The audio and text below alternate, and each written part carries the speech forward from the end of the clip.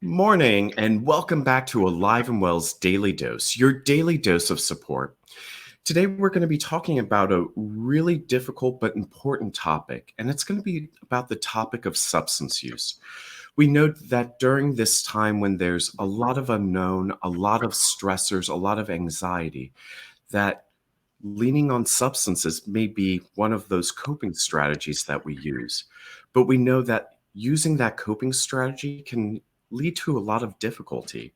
So today with us, we have some special guests from NCADA to talk to us about substance use and talk to us about some of the things we need to be aware of, as well as resources that are out there for us. So I'm really excited to introduce our very special guest.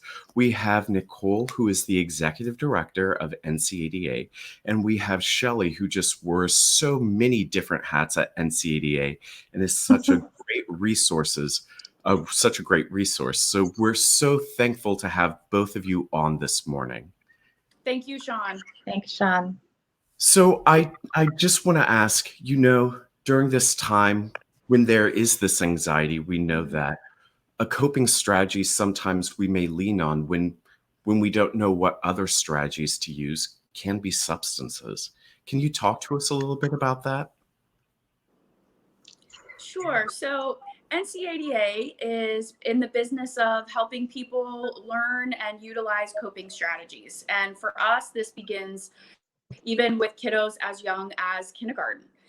And we know that when people don't have the ability to tap into that toolbox of sorts of coping strategies when life gets difficult, and life is exceptionally difficult right now, but we also know that life is difficult just on any old day in April, under normal circumstances. People have friendships that are making them sad, or they're having relationships that are on the rocks, or they're having trouble at work, or they're having trouble with their family members. And when folks don't know how to cope, many times they turn to what we call self-medication, or a lot of other unhealthy coping mechanisms, like self-harm, and other things like that. So at NCADA, for the last 55 years, we have been helping people develop and utilize those coping strategies. Wonderful. And thank you so much for the great work that you all do, not just in St. Louis, but around the state and being national leaders around the country in this work. I want to ask, what are maybe some of the warning signs we need to tune into during this time that we should be cautious of, whether it's for ourselves or whether it's for loved ones or those we support? So Shelly is our counselor extraordinaire, so I'll let her take that. But before she goes into some more specific signals, one thing I will say is that we always want to be on the lookout for any sort of deviation from normal, like a normal pattern. And some of you at home might be listening or watching to this thinking, well, what is such a thing as normal? And it varies from person to person. But if somebody's daily behaviors and daily patterns and just the way they talk and interact with folks, if that is starting to change and that is starting to look and sound very different than how they normally respond and interact, then that's where those kind of warning signals can go up. Not even necessarily just for substance use, right? But for some other unhealthy behaviors as well. I mean, maybe it's that they're just really struggling and are having some anxiety or some mental health issues. But any sort of change from a normal, whatever the heck that means, pattern. Shelly, do you want to talk a little bit more specifically? Sure. I think right now it's going to be really difficult because even what is normal is no longer normal anymore. So that's a dilemma in itself because we're all kind of operating much differently than we have been, prior to COVID. So with that in mind, I think it's really important to check in with family members that maybe aren't in your household, maybe looking out for isolation, pulling away from people, not hearing from somebody that you might know has a previous substance use problem, even isolating in the home with your family members. watching people increase their alcohol use. I've been checking all different types of social media platforms, and right now it seems like an increase in alcohol is really heavy. Not only have the sales of alcohol increased, some say 50 to 70% during the last couple weeks. It's just, I would keep an eye on just what your surrounding family members are doing in your own house, and then also checking in with those that you're friends with and family members that might be alone, because isolation is a really real, it's one of the biggest triggers to returning to substance use or increasing the substance use that you currently are using. So I really would, the social part of recovery is key. And right now, a lot of folks might think that, you can't connect with others, but there are ways to connect. So being there and making connections with family members and those that you're not living with is key.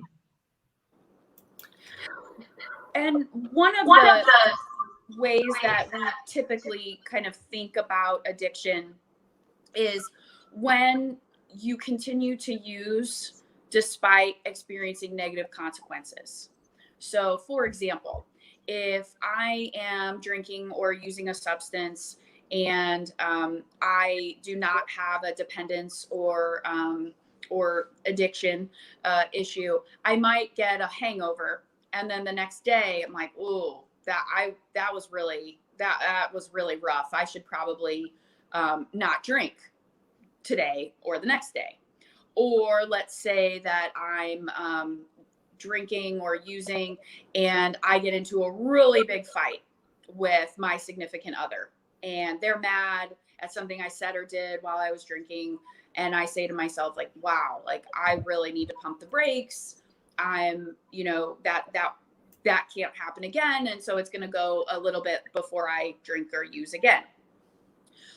When someone experiences those negative consequences, like a really bad hangover or a really big fight with somebody, and then they continue to do it, that signals to Shelley and other professionals that maybe something is going on in the brain, where even though they would like to stop making those decisions, that maybe something has gone on in the brain where a switch is flipped, so to speak, where maybe that's becoming really challenging to do so, to stop. And so that's a really simple, kind of basic definition of addiction. It's what we use with elementary and middle school kids to talk about what addiction is. But I think it's really helpful here, because there might be some people watching and listening that are thinking, well, I don't know. I mean, how do I know if I have a problem, or if I need to check in with somebody? And really it's, are you experiencing negative consequences or negative outcomes, and yet you're continuing to reach for that substance? Yeah. Yeah. So I want to ask, because I know now using a variety of platforms to connect and engage with our friends and social support systems, we've got new technologies, and a wave that we see going on is virtual happy hours. And while we know that, if you're not struggling with any sort of substance use, that the occasional virtual happy hour might be a great way to engage. But what happens if these are happening far too often? What sorts of things should we be watching out for, especially as we see that these are becoming more frequent? It seems like even in my support network, should I choose to, I could engage in a virtual happy hour every single day. At any time of the day, right? And any time. Yeah. So, Shelley, do you want to take that? Sure. So I think that if that's like kind of something that you're doing more regularly, and it's something that throughout the day you're kind of looking forward to as a way to kind of lighten up on the stress that we're all kind of, experiencing right now, I think that would be a huge warning. And also maybe if you can always join a happy hour at any time, you don't have to actually drink alcohol, right? We have a great program called Sans Bar, and it's all about drinking alcohol-free cocktails. So I get the part that I think it's really, you want to connect with people. But if the one thing that you're looking forward to is more the drinking than the connection, I think that's a huge warning sign that, maybe something else is going on and you're kind of self-medicating, which that can lead to more serious issues down the road if that continues. None of us know what this path is going to take and how long we're going to be kind of in this physical distancing. And it's really important to try to use some maybe healthier coping skills, which there are so many out there right now that are free. One other thing that I'll just add is, as you as an adult might be looking forward to these virtual happy hours, or at the end of your workday, whatever that seems to look like, if you're really finding yourself reaching for some sort of substance to unwind or de-stress or take the edge off, we all know that kids are around right now. I myself have been self-isolating with a 4-year-old, and she is a sponge, and that's what her brain is doing. Everything I say, everything I do, she parrots. And so just really calling upon caregivers to think about what behaviors they're modeling. And that's not just with alcohol, that's with maybe some pain medicines. Certainly continues to be the case with tobacco. I know a lot of people in my social circle have taken up smoking again because they need to take the edge off. And again, kids are watching. And it's not to say that if you are reaching for a substance to cope, it's not to say you're a bad parent. It is not to say you're a bad role model. Mm-hmm. It's just to encourage you to really be thoughtful about what behaviors you're modeling for the kiddos that are watching, that are underfoot 24/7 right now. Yeah. Now, I know we've been talking a lot about alcohol, and Nicole, you just mentioned other substances as well. Are there other behaviors that we want to watch out for that could quickly become addictive or help us to distract us from what's going on, or release that dopamine and provide us pleasure during a time of feeling overwhelmed or maybe even symptoms of depression? I guess I'm asking, what other behaviors could potentially become addicting during this time? Well, so our area of expertise certainly is substances, but I will say that many of our counterparts in other states have seen a real uptick in gambling. We know that anytime, research tells us that anytime we have an economic downturn, that alcohol, tobacco, and gambling usage goes through the roof. We also know, and I am really guilty of this myself, that the social media aspect for many people can also be addicting, and there's a wealth of information on the internet, and then there's also a big old black hole that can suck you in. Yeah. So I would say that any sort of behavior that brings you pleasure under quote unquote normal circumstances that you are leaning on specifically to help you cope could potentially cause challenges and could potentially change the mechanisms in your brain. I don't think that Shelly nor I are really qualified to talk about some of the changes that maybe the digital media or even things like pornography and things like that. I don't think we're qualified to speak about how they change in the brain, how they change your brain. But we do know that there are very similar pathways, neural pathways that can lead to addiction. Shelly, is there anything I missed on that question?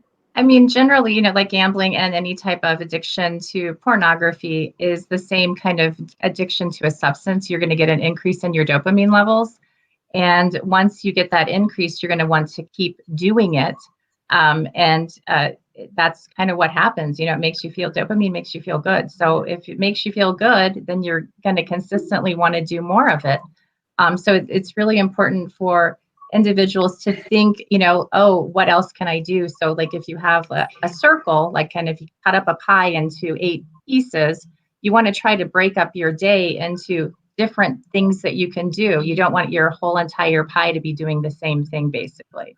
So thinking in that respect that, you really want to try to watch your behaviors and try to find other things that might also give you a dopamine increase, like exercise or, getting out in the sun, petting your dog, playing with your kids, but don't do something consistently over and over again, because that's kind of where that fine line can easily kind of take over. And then you're doing the same thing all day and you get stuck in that black hole like Nicole was kind of talking about. Well, and to Shelly's point, the brain is so fascinating and so smart. And if it's getting this influx or increase in all of this, quote, what we kind of refer to as fake dopamine from gambling or for pornography or from a substance, then the brain kind of looks at itself and says, hey, why am I working so hard? If I'm getting all this fake stuff, I'm going to stop producing it naturally. And so then when you do stop that behavior, let's just say alcohol, then the brain is kind of going, I'm not feeling so great again because I'm not producing my dopamine naturally. But what's the thing that makes me feel good? Oh, I know. Yeah. It's that alcohol, or it's that online poker game, or it's that whatever. And when you're struggling and you're feeling crummy, and the only thing that that makes you feel better is that thing, that's where people really find themselves in some dire straits. And that's when we really want folks to reach out to our counselors and to be able to look for some resources. And, NCADA is all about prevention. So the fact that we can have these conversations now and hopefully get to people before they get there, that's what we want to do. But we also know that there are some people who maybe they're already there and we need to support them through this time. Yeah. So before we roll on to that conversation of for those who may currently be struggling with a substance use disorder, I want to ask, because Nicole, you brought this to the surface of our kids are sponges, but we also know that now kids are experiencing a lot of anxiety, overwhelm. They may also be seeking out ways to self-medicate. And if I, as a caregiver, have alcohol in the home, there may be easier access then. So what are some of the things we need to do to support our children to ensure that they're not maybe potentially exploring with substances during this time? Well, this is a very unpopular opinion, but it's not opinion. It's a best practice. And this is something we say at parent meetings all the time. And we get a lot of pushback. But alcohol should be locked up. It shouldn't be locked up and we're not talking about what this is. We're drinking in secret. But it should be put away. It should be no access. That should not be sitting around. It's just like pain medicines. Those pain medicines should be put away, locked up. Kids should not have easy access to that as well. You don't have knives laying around. It's not that you're never going to teach your child how to use a knife, but you're not going to leave a knife around. Mm-hmm. And you can use the knife. You can show them when they're of age how to use the knife, but it's not sitting on your coffee table. So alcohol should absolutely be locked up. And when a kid, they are going to, it's a matter of when, not if, when a kid says, well, what is that? Well, how come you're drinking that? Can I have some? That presents a real teachable moment to talk to your kid about what it means to be a grown-up, what it means to be grown up on the outside where you can see, but on the inside where you can't see, what it means to have a brain that is fully developed so you can be grown and make grown-up decisions. It is not to say that alcohol is off limits forever and ever and ever, but to have a conversation about when it is appropriate to drink and how to drink. Scientists and we recommend 1 per hour. Why is that? Because that's what the liver can process. Like, these are all really great conversation starters. And I will just say, as a teacher by trade, it's amazing what they already know. So just tapping into what they already know, asking questions and seeing what they know, and you'll be amazed and how much they've heard, how much they think they know, how much they might have learned from NCADA or one of another amazing resource about when your brain is finished growing and how alcohol impacts your brain. I mean, kids know this stuff far more than I ever did when I was in grade school, middle school, or high school. Absolutely. And I love that, thinking about, removing access and making sure that it isn't a temptation, because it can be, especially if we're seeing adults Yes. engaging in the behavior. It might be a why can't I? So I really love that point. Now, for those who may currently be struggling with any sort of substance use disorder, whether it be pills or alcohol or any other substance for that matter, we know that routine is something that's crucial, to help kind of build in some stability and predictability. But as you all mentioned, during this time, normal or routine is something that has really gone out the window. So I want to ask, what supports are available for those who don't get to engage with the recovery community as they previously did or formerly did before we were in this time of social distancing? So there are basically any type of meeting that used to be available in person, live type of meetings are now available via like a conference call or video. A lot of the folks that I work with don't have the ability to actually use a video. They don't have a Wi-Fi connection. They just have a phone. So even if you have a phone, you can still connect with others in recovery. There are also places that are now, you can, if you say have an opioid use disorder and you would like to get help, it's as easy as texting a number and somebody can get you into telehealth within that day or the following day. So there are still lots of options out there for help. There are all sorts of apps that are now free. There are, it's gigantic. Every day when I go on and look on the website, on Google, you can use Google, you can use our website. There are just lists and lists. And the beauty of it is some of these used to cost money and now they're free. So the community has really, really kind of come together, and they realize that there are a lot of people out there that need this support and they're just not getting it. So for those that have a Wi-Fi connection, they have a smartphone, there are multiple ways to connect. We have a whole list of them on our website, and the website's right there on the screen.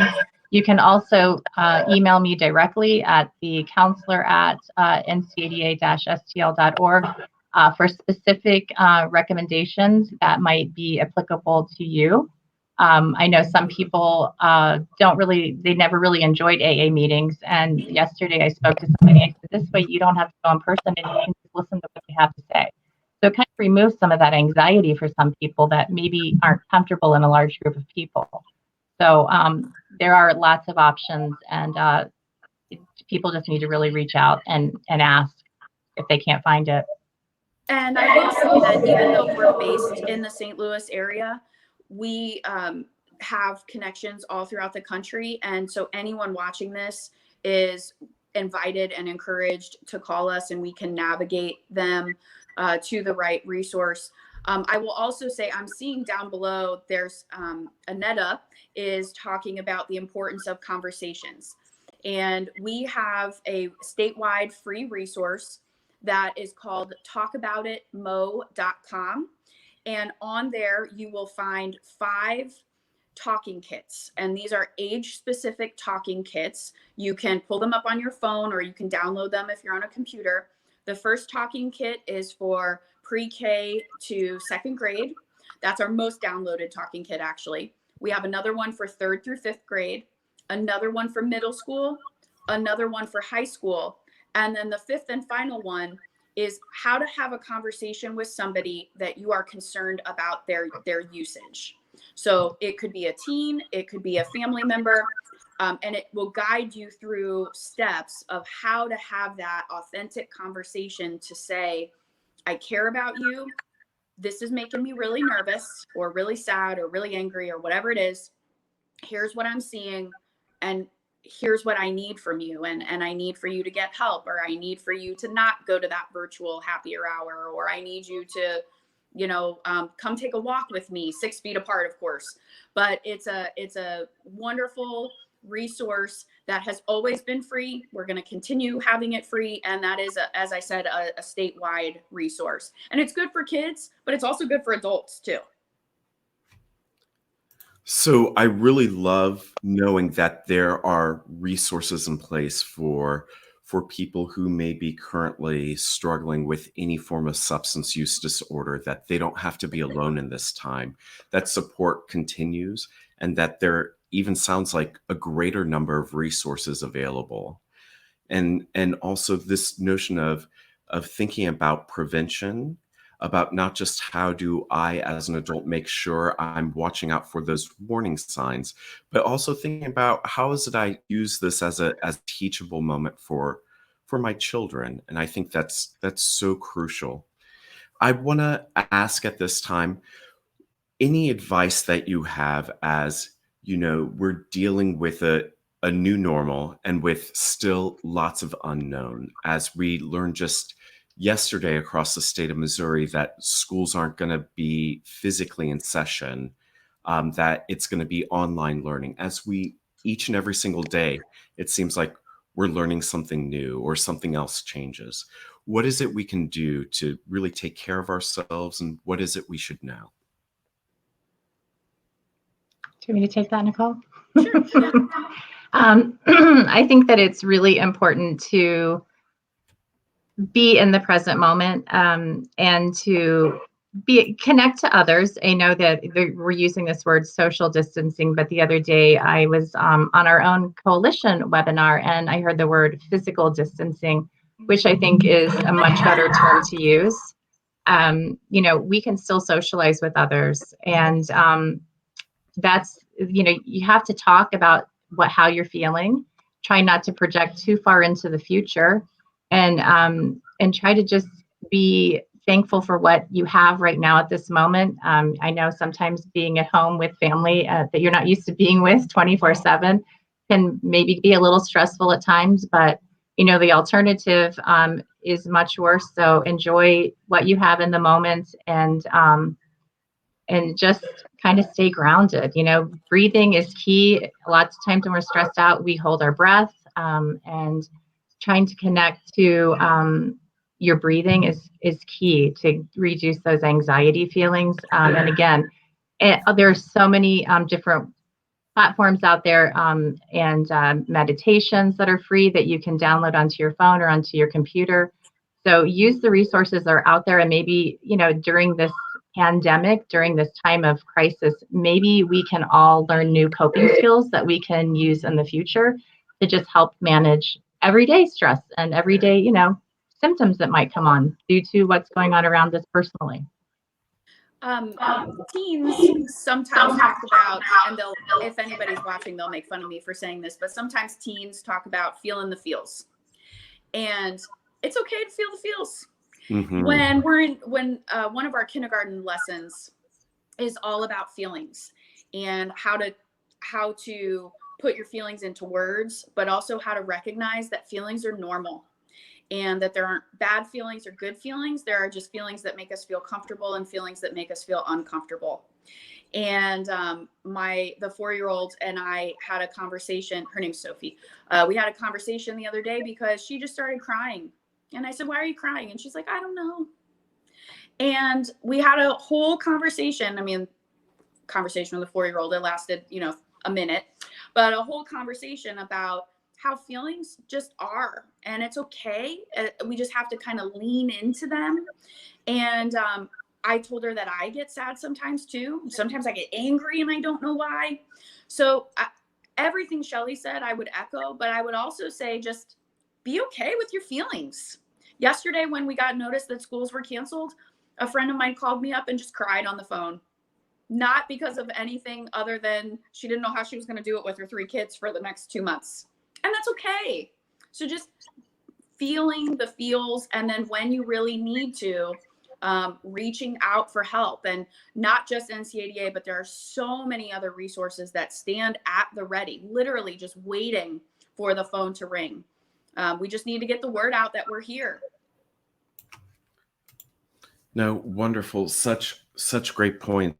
And Shelley, we had a speaker that last week mentioned something similar to what you said of physically distancing while still socially connecting. Absolutely. And recognizing that both can be true at the same time, that we Yes. don't have to feel alone. We don't have to feel isolated. There are resources out there. Yeah. So thank you both for the crucial work that you are doing.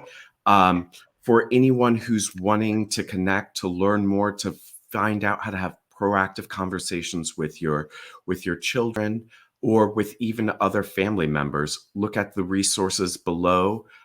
We've got an email address as well as a phone number, and the website has been rolling around. So I want to thank you both so much for Thank you, sharing this. Sean. Thank you, Sean. Thank you, Alive and Well. Thank you. And before we let our viewers go today, just a few more things we want to share with you all. Starting on Monday, we're going to really implement our hashtag Celebrating Essential. So if you know someone who is crucial to us staying alive and well during this time, whether it be a first responder or even a first responder in a non-traditional way, we want to celebrate those individuals for doing what they do to keep our community alive and well. So make sure that you share with us in a private message or email us at info@awcommunities.org to recognize those individuals, because we want to highlight them and really we can't celebrate them enough. So help us to celebrate those essential individuals during this time. In addition, just yesterday in St. Louis region, we had a brand new initiative that launched called PrepareSTL.com. If you're looking for local resources or to find out more about what's happening, how to access healthcare or other sorts of resources, please visit PrepareSTL.com.